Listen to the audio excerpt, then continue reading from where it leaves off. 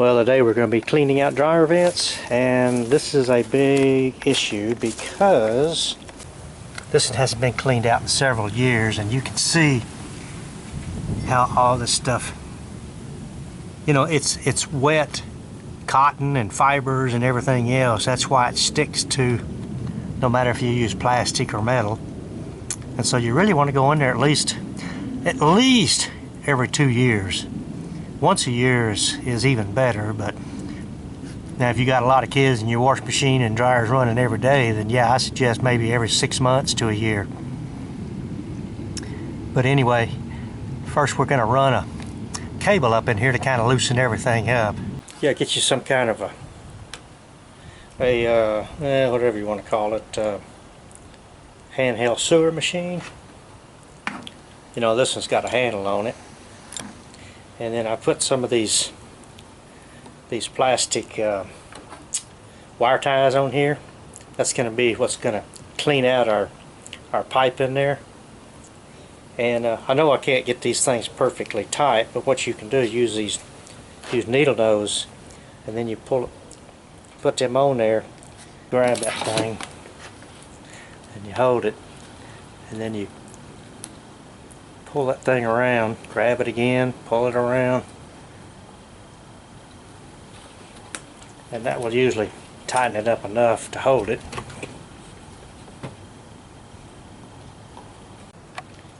That way when I spin this thing, it's going to go up in there. All I want to do is just loosen that stuff up.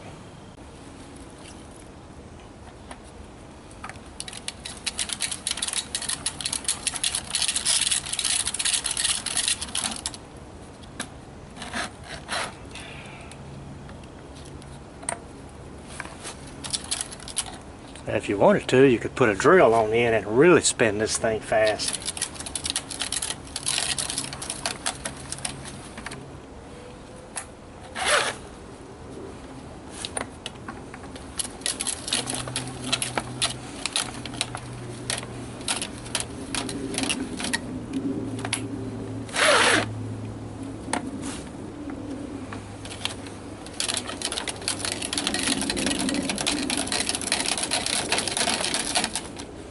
We haven't hooked a blower up on it yet, but I just want to give you an idea, and this is not all of it that's in there, and I've only gone in there about 5 feet.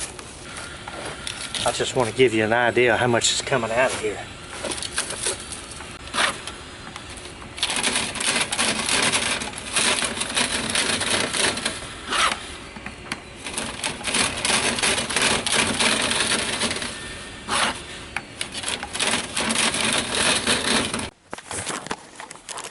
Okay, once you get your vacuum hooked up,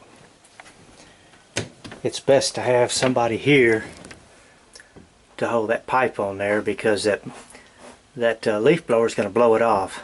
So it's best to have somebody here to kind of hang on to it. And then you want to fire up your vacuum first, and then you can turn on your leaf blower. Okay, now you see I've got my, now let me say one thing about a gas leaf blower, is you are going to get some fumes in the house. So if you've got an electric one, it's really a lot better. But in any case, now that we got the leaf blower on there, you don't really need to pull the trigger for very long, only for just maybe less than 30 seconds, because whatever's loose in there is going to be sucked up by the vacuum cleaner anyway. So you want to make sure that you just run it for a short while.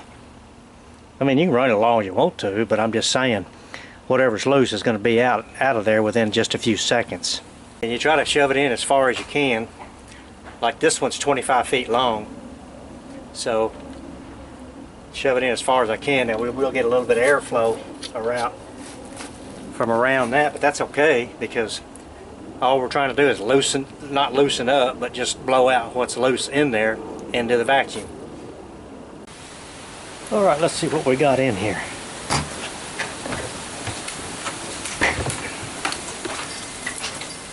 Oh boy,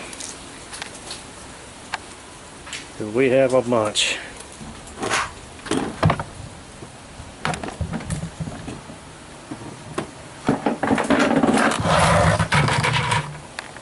Yeah, this stuff is just nothing but a fire hazard looking for a place to happen. Yeah, you can see how much is even just stuck on the filter and whatnot. So we got to go clean the filter again, but this is one reason why you want to clean that dryer vent. But all it needs is one spark from your dryer to set it off. Now on the inside, when you're putting a vacuum cleaner hose on there, I had a 3 to a 4 inch, but I didn't have a 3 to a 2 inch to fit onto here, so we duct taped that on there.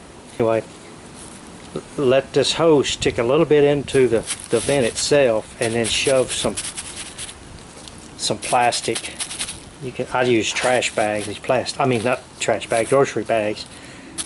And that way when I push it on there, it's got a good seal. And then as you turn, of course you turn the vacuum cleaner on, it's going to suck it up into there. That way you won't have too much leak around the vent pipe itself. Just make sure you put your vent cover back on. You sure as heck don't want any critters crawling up inside your vent and dying. I know some of you have a hard time hooking these dryer hoses back on, and it doesn't matter if you have a hose clamp or the kind of clamp they send with it. The best thing to do is just slide whichever one you have, and then I always fold in the first layer because it's always getting hung up anyway, and then just start on one side and then just very carefully and slowly shove it up on there, and just keep moving it around. 2-finger tight, you don't need it much more than that. And you can see how hot these things get. That's probably where some lint caught on fire at one time. Another thing I do trying to get a dryer in, you know how these hoses wad up behind the dryer unit. Well, I put a piece of string, well really a rope's better, string's too thin.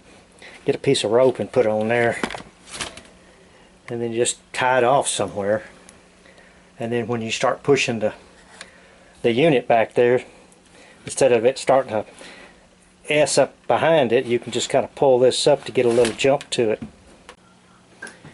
And then of course we got to wrestle these things in there.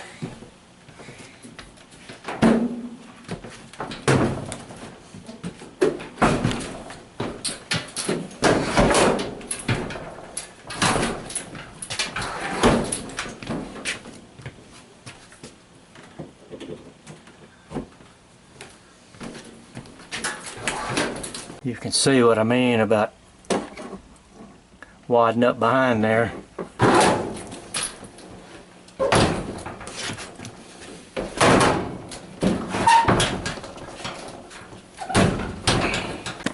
But let's look back down in there now. Yeah. See, hose is loose, so there shouldn't be any restrictions in that dryer hose as far as the airflow.